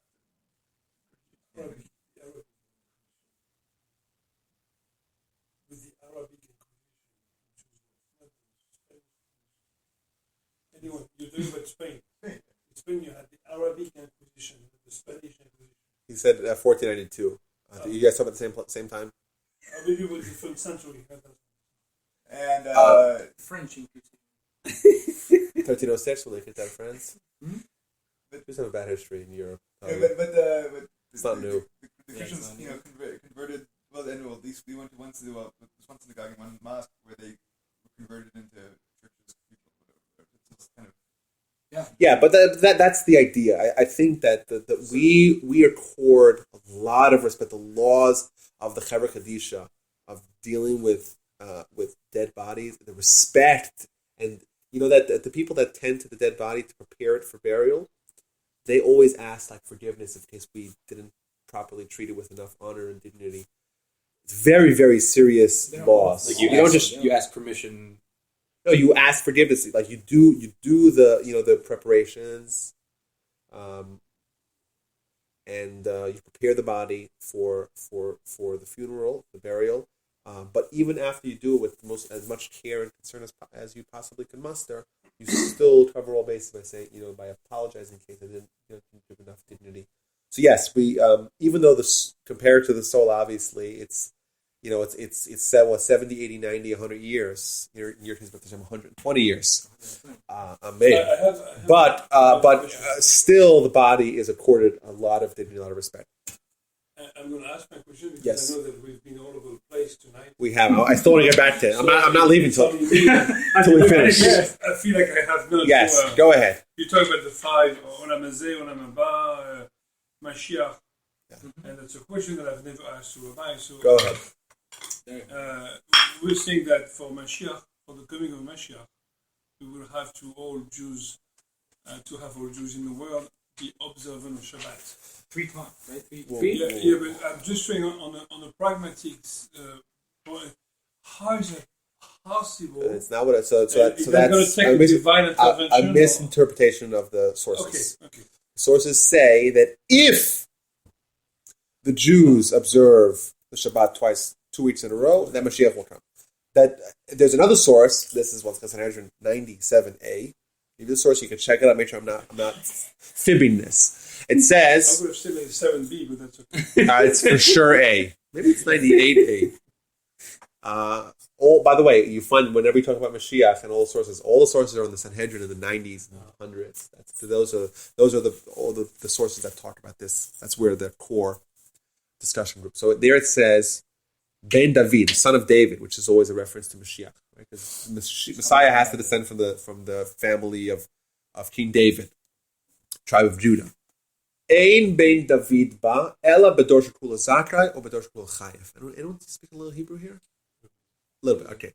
the son of David will not come only in a generation that's entirely wicked or a generation that's entirely righteous. Clearly, if the generation is entirely righteous, then King David will come. So what that means, there's many interpretations. Some say, well, a very polarizing generation, very, where a lot, there's a wide spectrum. You have the very righteous and the very wicked, whatever. But clearly, it does open up the door for King David, the son of David, Mashiach, to come, in a generation that's entirely wicked. Another way to interpret it is that Mashiach will come either because of us or despite of us. The reality, the destination is set in stone. The path that we choose to get there is up to us. Which is, by the way, when we talk about macro Jewish history, that's a common theme that we always have, where the destination is there, how you get there is our choice. Does that answer your question? Forward or backward? Progress or regress toward the destination, but we'll get there. There will be a difference in the pleasantness of the journey, if you will. Back to your question. Yes, your question. The content of the drum roll, please. Yes, the content of the near-death experience that happened in, I believe it's in Makros 10b. Book of Makros is the book right after Sanhedrin. Sanhedrin talks about jurisprudence, law, and judicial practices. Makros is one right after it. Also talks about that, continues that. Addition talks about if Sanhedrin talks about capital punishment, this talks a lot about other forms of criminal punishment. Also, there's obviously civil punishment as well, or civil law as well. So there it says a story about this rabbi who died, who had a near-death experience, and he came back and he said, "What did you see?" Ma ro'isa means, what did you see? What did I see? Olam hafuch ra'iti. Olam what? Hafuch. Hafu. An upside down world I saw. Elyonim lemata, tachtonim lemala. Elyonim means those that are high were low, and those that are low are high. And veshamati shahayu omrim ashri shabbat v'gadol. And I heard that they were saying, praiseworthy is he who comes here, and his Torah, his Talmud, his study is in his hand. His biyado is in his hand. He has a study in hand. That's the content of. Now, what this means is that, like I said, there's many interpretations. Some of the interpretations are that in the next world, in this world, who do we value? The loud and the pompous. Who makes the cover of all the magazines that you see when you check out? Who? The people that are the most arrogant people on the planet. The humble people, they're not mentioned here. So Elyonim, the people that are here held in high esteem, upstairs, they're at the bottom of the rung. But the humble people, the simple, humble, hardworking people over there, here, that they're tachtonim, they're the ones in the bottom, they're high. That's the simple understanding. And there's more understanding there as well. But that's the content of, I believe there's only one. Oh, no, there might be another one. We'll hold off on that one. There might be another source in Chadija that talks, the book of Chadija, which is the book of Talmud that talks about the what happened during the holidays of the temple. But not as specific holidays, any generic holidays. So, for example, the book of Yoma talks about what happens in Yom Kippur, Rosh Hashanah talks about what happens in Rosh Hashanah, Sukkah talks about what happens in Sukkot, and Pesach, Pesachim talks about Pesach, etc., etc. The book of Megillah talks about Purim. But the book of Chadija is a generic. It's holidays. The book of holidays, what happens in holidays. In it, it discusses Ezekiel chapter 1. And Ezekiel chapter 1 is a very vivid and remarkable and astonishing and befuddling prophecy of Ezekiel. So it discusses it there. And in there, it also talks about a journey made by 4 great rabbis, one of them being the aforementioned Rabbi Akiva, into what's called the Pardes. Into the Pardes. What is Pardes? Okay, well, Pardes literally means orchard. Garden, okay, orchard. I don't know what Pardes is. Actually, never learned that Gemara intensely. It's like it's one of those Gemaras that you guys a little too spooky, a little bit, it's like you feel like, whoa, this is something I shouldn't be learning. It's too esoteric. But the Rambam, Maimonides, our leader in all matters of philosophy, at the end of chapter 4 of the very first section of the book of Maimonides, which is the very first book, which is called Yesodei Torah, where the 4 chapters that Maimonides discusses Jewish theology. All you have is four chapters of theology. And then he moves on. And then he says at the end, everything that I discussed till now is what's called Pardes. Everything that says now is called Pardes. Later on in that section of laws, Yesodei Torah, principles of Torah, when he talks about prophecy, he talks about the journey of the prophet into the Pardes. It seems like it's Judaism is not obsessed really with theology. We don't talk about a lot about theology. Christians are obsessed with theology. We're not so obsessed with theology. We're talking more about man and what we have to do. Understanding God is something that we realize is an exercise in futility because we're designed to not understand that entity. Because we can't understand the idea of existing outside of time and space. But Maimonides does address it, and he says this is called Pardes. Later on, he tells us that the prophets they take a stroll in the garden, so to speak. So it does talk about Rabbi Akiva and 3 others, being Ben Azai, Acher, and I think Ben Zoma. Those are the 4 who went into the Pardes, and there was a disaster for some, and Rabbi Akiva was the one who emerged unscathed. One of them died. One of them went crazy. One of them just couldn't handle it and abandoned his faith. And Rabbi Akiva went nichnas b'shalom, v'yatzav b'shalom, went in peace and emerged in peace. Any other questions? Does God manage all these other stages of being, or does he have managers? I mean, does he just manage? Like, does he have angels over it? So the assumption, what are the assumptions in the questions that these entities are existing concurrently? Is that right? Sure. I don't know if that's true. Well, if I die. Oh! What happens if you die? Who says you're not necessarily going? No. What happens if that's a different question? No, but you've got these different stages. No. I said for different phases of existence. I said we can roll back the tape and hear exactly what I said. But different phases of existence. What happens after you die? Well, my assumption is that those, from our perspective, we haven't reached any of those. Mashiach is not here. It's not Olam Haba. It's not Chet HaMeitim, and it's not Latid Lavo. So, what happens if you die something else? Okay, you go with that. Just very briefly, I feel like the content that we're covering here is so broad, and so, but. It seems like what happens if you die, one of 3 things can happen. I would send you guys, if you want to hear more about it, and you have an entire class, What Happens After You Die. That's what the title. You find it on our website, rabbiwolbe.com. Listen and enjoy. Covers this. Yeah, but that's not what we're talking about. Where do we find it? rabbiwolbe.com. That's my website. All my classes, all there. I have a question back on this. From this, it would seem like that you might actually want something bad to happen, but okay, so all the daily prayers and things, they're over and over again. You see, please don't let anything bad happen. Yeah, please, just all good, not bad. Be nice to us. Mm-hmm. And I don't know if you would be sane, but it would seem like you should ask for, please bring it on. Let us address the question. I love that. Let's get back into it. Okay, I want to finish this very quickly. I want to finish this quickly because I know it's already after 10 o'clock. I can't believe we're already after 10 o'clock. I want to address that because we have a few questions that are unanswered. We have the 2 questions we asked from source number 1, and then we have source number 2. We have a few questions as well. Number 1, why did Moses ask the same question when he had asked the question already? If you ask God a question, God says, silence, this is what is deemed in my mind. Why would you go back a mere 40 days later? Remember, when does this happen? Where is Exodus chapter 33? If you look at Exodus chapter 33, that's right after... No, not yet. No. Oh, yeah, when he's in the rock, that's right. When Nick he's in the rock, it's right after he comes back, he destroys the tablets, right after the golden calf, right? His face is shining. Remember, his face is shining? He says, God, show me your ways. And God says, you can't see my face. People around double someone sees my face, they'll die. It's not possible for someone to exist like that. And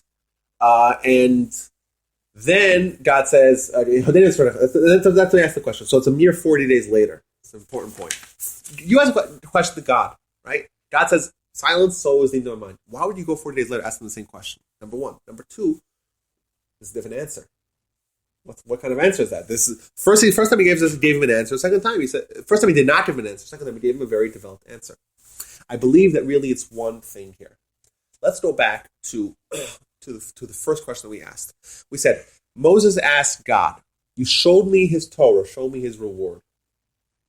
God showed him something that in God's view is his reward.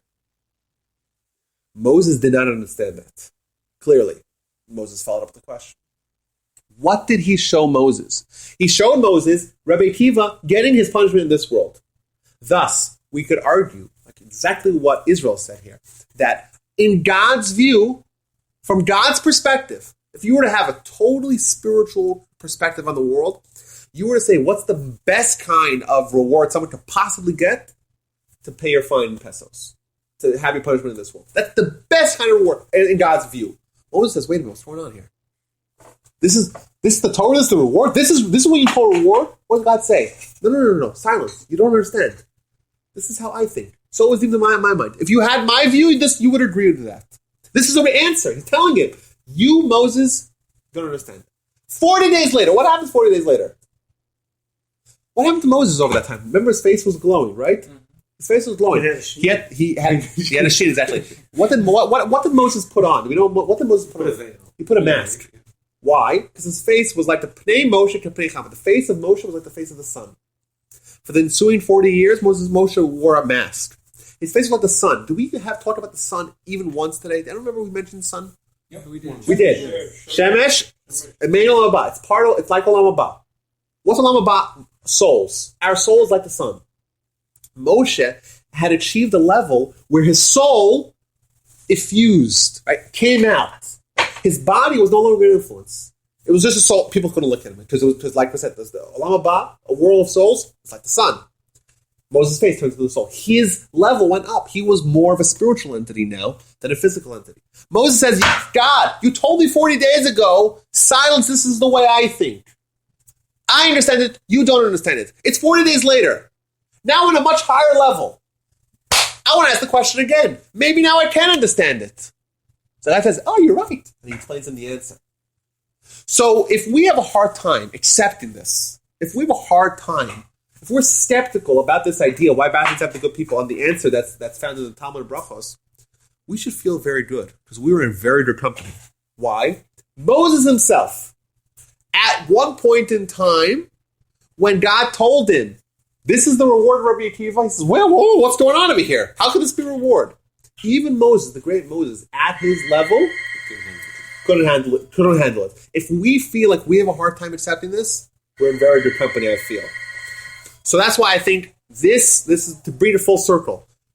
We set out to hear one of the Talmudic perspectives on this matter. The Talmud gives us two narratives with Moses. Two of them. Why does it give us two narratives of Moses? Perhaps it's telling us this is the idea, but Moses had a development that only after he became such a heightened spiritual person, where his face was glowing, we know exactly when it was, right? We have, it's time-stamped. When he went up to heaven, he couldn't understand it. 40 days later, he had a much higher level. Then he understood it. That's what I wanted to say, and I appreciate everyone's listening. And like I said, it's not an easy topic. It's a very sensitive topic, of course. It's a very problematic topic, of course. We hear the idea. We shouldn't feel comfortable with it. It shouldn't feel good. If it feels good, if it feels like we're at peace with it, there's something wrong with us. Because you see Rabbi Akiva's skin being inflated. This is his reward. If I told you that and you accepted it, there's something wrong with you. Moses at his second point in time, God, maybe they can understand it. We can understand it. We shouldn't feel okay with it. So, like I said, it's a little bit. It's enlightening on one hand, yet it's frustrating on the other hand. It's enlightening because it makes sense. We can understand it. Yet, if I saw someone suffering, I wouldn't be like Rabbi Akiva and start laughing. I probably wouldn't do it. Rabbi Akiva, maybe he was at that level. Moses said, "Hey, Rabbi Akiva, you give the Torah through Moses." God didn't argue with that. Well, maybe that's why he had to go through a little bit more. himself. Why? Maybe he shouldn't have laughed because maybe he would have had an easier death. Or no, If he was or maybe because he was at such a high level, he got such a great reward. But the way God sees reward.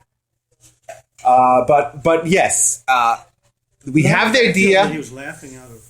He was delighted. He was delighted. Yeah, Relieved. I'm happy. He wasn't laughing at. Yeah, he means he was smiling. He was samech. He was was delighted. Yeah, he was happy. He was the word that we use at the end there was happy. So So that's the idea, guys. It's something. God was not even calling him by his name. I'm sorry. He was not calling him by his name. Who? Moshe. It was because when you too long. So if we're going to ask God to punish us as much as possible here instead of in the next world, I don't think do we ask hold it off as long as possible and just We don't- dump it on me at the end, or just spread it out No, so we it's don't, not that bad? We don't. We never, ever ask for bad things to happen to us. We don't do that. You know why? Because once we do that, we're bringing upon ourselves like what Miriam brought up, and that's a challenge. We never ask for challenges. We don't, So that's why. because that's always going to be a crisis of So that's faith. why in the Siddurim it's always please don't. Yes, but after you have it, you cherish it because you know that you had a challenge and you had a punishment, and that is going to be deducted off your total. And also, we know So from it's Yosef like and you had a problem, and then at the end you see it as a challenge. and order you in overcame. this. Right, but you don't want to bring about the problems on. No, Yes, that's of course not. not. I'm Yes. just trying to This is the That's question. right. figure out the difference, not. Right. For next time, but if you don't want to ask for challenge, because I never ask for challenges. I still get it all the time. So Yeah, there's plenty that we'll get right. God has enough in store for us that we don't need to ask for more. So, Rabbi, this was a sensitive topic, and we've been a good crowd. I think we're a good crowd. Right? Yes, good crowd. We could Thank you. in the future we could pursue. You guys passed you passed. You have quite a list of The red your or the- website. Yeah, I think it's 190 classes. Yeah, on every topic. Each one of the topics that we spoke about, it was covered And next time we do like Moses, we ask the same question. twice. Yeah. Because your wife. Hey, speaking of next time, announcements. So next Wednesday, or what is it, Tuesday? Is Purim? Right? No, Wednesday night.